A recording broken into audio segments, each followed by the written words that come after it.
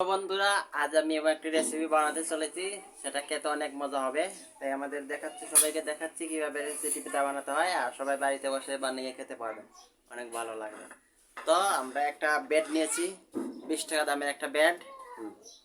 আর নিয়েছি দুইটা ডিম।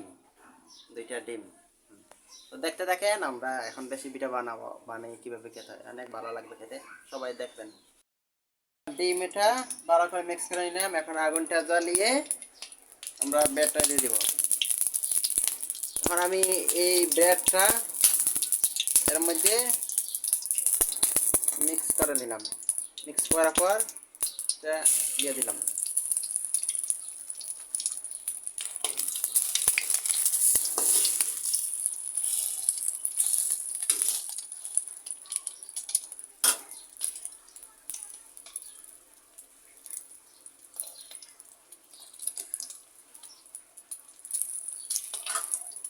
এভাবে এভাবে করে বেজে নেব। হ্যাঁ, কেমন?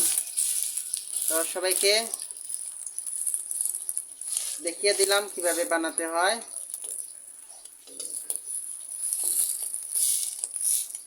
এতে নেড়ে দিলাম।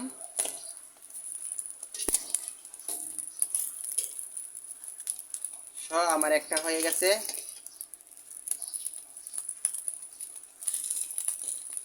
আমি হালকা তেল দিয়ে দিলাম।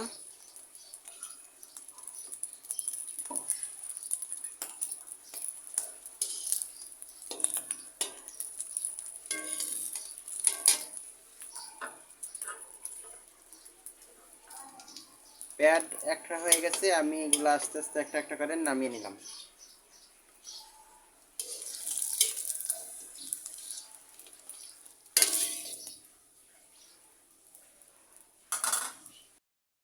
যেহেতু রেসিপিটা বানানো হয়ে গেছে, তখন আমি এখন খেতে পারি। এই যে, আহ, কি সুস্বাদু!